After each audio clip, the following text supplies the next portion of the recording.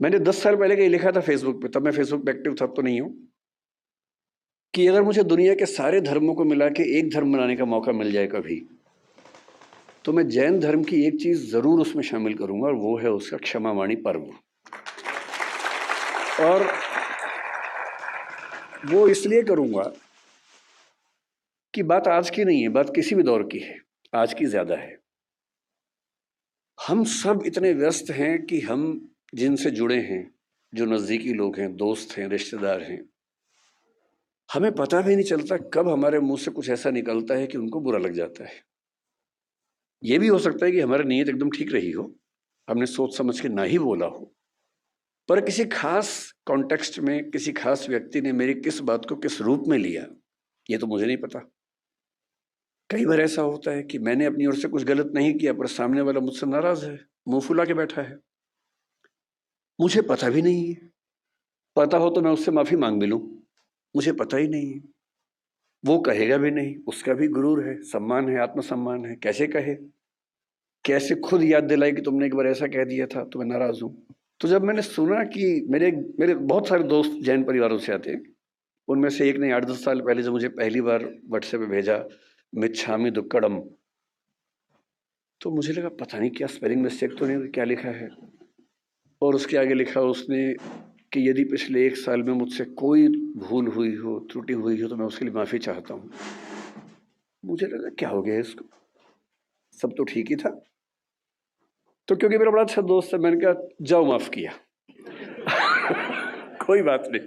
फिर मैंने उससे पूछा, मैंने कहा क्या मामला क्या है, तब उसने बताया। मैंने जैन फिलोसफी पढ़ी हुई थी, पर ये संयोग से फिलोसफी के हिस्से में नहीं था, पाठ्यक्रम में, किताबों में नहीं था। तो जब मैंने सुना कि साल में एक ऐसा दिन है जब आपको बिना किसी वजह के माफी मांग लेनी है, कि शायद कोई गलती हुई हो, नहीं भी हुई तो हम एज्यूम कर लेते हैं कि गलती हुई होगी, और मुझे माफ कर दो भाई। मुझे लगा कि किसी समाज के रिश्तों को इंटैक्ट रखने के लिए, बनाए रखने के लिए, ये कितना सुंदर त्योहार है। उस चीज की माफी जो शायद मुझे याद भी नहीं। और अगर सब लोग इतने विनम्र हो जाएं, इतने हम्बल हो जाएं, तो झगड़ा किस बात का है फिर। और अगर यही स्थिति सारे धर्मों में हो जाए, सारे देशों में हो जाए, तो फिर क्यों झगड़ा है। अगर एक बार पाकिस्तान हमसे मिच्छामी दुक्कड़म कह दे तो दिक्कतें ही खत्म हो जाएंगी। फिर मैंने सोचा मिच्छामी दुक्कड़म कहाँ से आया। तो मैं, भाषा भी मेरा विषय रहता है, तो मैं समझ गया कि प्राकृत और पाली वाला मामला होगा। जब रिसर्च की तो पता लगा प्राकृत का है। तो संस्कृत के एक शब्द या वाक्यांश से यह बना मिथ्या में दुष्कृतम। मिथ्या का मतलब दर्शन में अलग अलग होता है। शंकराचार्य ने मिथ्या को अलग सेंस में लिया, जैन दर्शन अलग सेंस में लेता है। यहां मिथ्या का मतलब है नॉन कॉन्सिक्वेंशियल, जो निरर्थक हो जाए, बीज रहित हो जाए। तो मिथ्या में दुष्कृतम, जो दुष्कृतम, दुष्कार्य, गलती मुझसे हो गई है, वो मिथ्या हो जाए, मैं आपसे ये निवेदन करता हूं। और वही प्राकृत में आते आते मिच्छा में दुक्कड़म हुआ। तो आज जो मुझसे मिस्टेक हुई, मैंने जूते पहन के पहला मंत्र सुन लिया, तो उसके लिए मैं आप सबसे मिच्छा में दुक्कड़म कह देता हूँ और उसके बाद यहाँ से अपनी बात की शुरुआत करता हूँ। मैं ज़्यादा लंबा बोलने के लिए कुख्यात भी हूँ, तो आप मुझे संकेत कर दीजिएगा जब आपको लगे कि काफ़ी हो गया है, तो मैं तो मैं वहीं पर अपनी बात रोक दूंगा। तो विषय की जब बात हुई तो मयूर जी ने 2-3 सुझाव दिए। तो ये बोले कि हम सबकी आजकल एक बड़ी दुविधा पेरेंटिंग को लेके है, अपने बच्चों को कैसे संभालें। जब मुझसे कोई कहता ना कि पेरेंटिंग की दुविधा है, बच्चों को कैसे संभालें, मुझे बच्चे भी दिमाग में आते हैं कि पेरेंट्स को कैसे संभालें ये। और मैं जनरली बच्चों के साथ खड़ा होता हूँ इस मामले में, पेरेंट्स के साथ में कम खड़ा होता हूँ। और मुझे सच में लगता है कि ज़्यादा सीखने की ज़रूरत पेरेंट्स को है, ना कि बच्चों को है। और अभी कोटा में जितनी दुर्घटनाएं हुई, तो वहाँ के एक वरिष्ठ अधिकारी हैं राजस्थान सरकार के, जो कोटा में डीएम भी रह चुके हैं। उन्होंने मुझे फ़ोन किया कि मैं चाहता हूँ कि आप भी इस प्रक्रिया में हमारी हेल्प करें बच्चों के लिए। मैंने कहा जिस दिन कहेंगे मैं आ जाऊँगा, जो कहेंगे मैं कर दूंगा, आप बताइए क्या करना है। बोले कोटा में बहुत सारे बच्चे हैं, हम चाह रहे हैं कि उनसे आप बात करें। मैंने कहा एकदम आ जाऊँगा, लेकिन अगर आप मेरी सलाह माने तो उनके पेरेंट्स से बात करवाइए, क्योंकि ये दिक्कत बच्चों की नहीं है, ये दिक्कत पेरेंट्स की है। तो उसके बाद से वो प्रोग्राम बन नहीं पाया, क्योंकि पेरेंट्स को बुलाना भी आसान काम नहीं है। बच्चों को तो घेर घार के बिठा सकते हैं, पेरेंट्स को आप कैसे बुलाएं। लेकिन फिर पेरेंट्स की बात होते होते बात हुई कि थोड़ा सा बिजनेस एथिक्स से बात करेंगे, थोड़ा सा सुयश जी की विशेष इच्छा थी कि एम्पैथी पर बात करें, जो आजकल समाज में कम हो रही है। तो अंत में ये हुआ कि सर आप बस आ जाइए, इन्हीं सबका मिला जुला के हलवा बना दीजिएगा, और बेसिकली हम आपको सुनना चाह रहे हैं, और कोई खास टॉपिक से मतलब है नहीं, बस आप आ जाइए और कुछ कुछ बातें अच्छी अच्छी कर लीजिए, बस इतना ही पर्पज़ है। तो फिर मैं उसी इरादे से आया हूँ।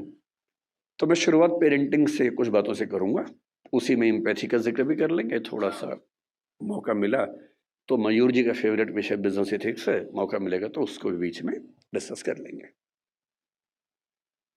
मैं क्योंकि अध्यापक हूँ और बच्चों से बात ज़्यादा करता हूँ, अक्सर मैं जब क्लास लेता हूँ तो बच्चों की संख्या अच्छी खासी होती है, और ये बहुत चुनौती होती है कि उनको 3 घंटे 6 घंटे 8 घंटे बिठा के रखना। हमारी क्लासेस में बच्चों को ये छूट है कि वो जब चाहें उठ के जा सकते हैं। मेरी क्लास में विशेष रूप से और भी छूट है, वो सो भी सकते हैं क्लास में, मैं उनको कभी नहीं रोकता हूँ। इतना ही कहता हूँ कि नींद आए तो कोने वाली कुर्सी पर चले जाए, ताकि दीवार पे सिर लगे तो ज़्यादा चोट ना आए, ऐसे सिर पे झटका आ सकता है। वो मेरी क्लास में खा भी सकते हैं। मैं खुल के बोलता हूँ कि मेरी क्लास में आपको बिल्कुल नहीं सोचना है, खाने का मन करे खाते रहो, नींद आए सो जाओ, उठने का मन करे उठ के चले जाओ, मुझे कहीं कोई दिक्कत नहीं है। अगर आप मेरी क्लास में उठ पा रहे हैं, खा पा रहे हैं, तो ये मेरा फेलियर है, आपका नहीं है, कि मैं आपको रोक नहीं पा रहा हूँ। तो इसी बहाने मुझे फीडबैक भी मिलता रहता है कि मैं कैसा पढ़ा रहा हूँ। तो आप लोग अपना हरकतें करते रहिए और मैं अपना काम करता रहूँगा। तो बहुत ज़रूरी होता है कि उन बच्चों को बहुत शुष्क तरीके से ना बताया जाए, थोड़ा रोचक तरीके से बात की जाए। रोचक तरीके से बात करने का एक ही तरीका है कि आप उनको कहानियों के माध्यम से बताएं, एग्जाम्पल्स के माध्यम से बताएं, एनेक्डोट्स इनको हम कहते हैं, घटनाओं के माध्यम से बताएं। और जैसे ही हम घटनाएं सुनते हैं, कहानियां सुनते हैं अपने आसपास की, तो हमें किसी चीज़ का महत्व और कॉन्सेप्ट दोनों समझ में आते हैं। मैं जहां से ये बात करना शुरू करना चाहता हूं वो ये है कि पेरेंटिंग के नज़रिए से हमारा समय दुनिया के इतिहास का सबसे मुश्किल समय है। पेरेंटिंग हमेशा मुश्किल रही है। मेरी राय में इस दुनिया का सबसे मुश्किल काम माँ होना है, बाकी सारे काम आसान हैं। माँ बन के अपने बच्चे को पालना इतना मुश्किल काम है। मतलब बाप लोग जाते हैं, बिजनेस करते हैं, पैसा कमाते हैं, सब कुछ करते हैं, बड़ी बात है, वो भी छोटी बात तो नहीं है। लेकिन उससे ज्यादा मुश्किल है एक छोटे बच्चे के साथ 24 घंटे गुजारना, बिना क्रोधित हुए गुजारना, उसकी हर तरह की जिद, हर तरह की छटपटाहट, बेचैनी को झेलते हुए गुजारना, अपने जो करियर हो सकता था उसको दांव पे लगा के उसकी जिंदगी को संवारना। एक छोटा बच्चा एक स्टार्टअप जैसा होता है, क्योंकि जैन समुदाय है इसलिए मैं ऐसी भाषा ज्यादा बोल रहा हूँ। एक स्टार्टअप जैसा है, आप उस पर 15, 17, 18 साल इन्वेस्ट करेंगे, बहुत सारी पूंजी खर्च करेंगे, समय खर्च करेंगे, तो जाके उसकी वैल्यूएशन बनती है।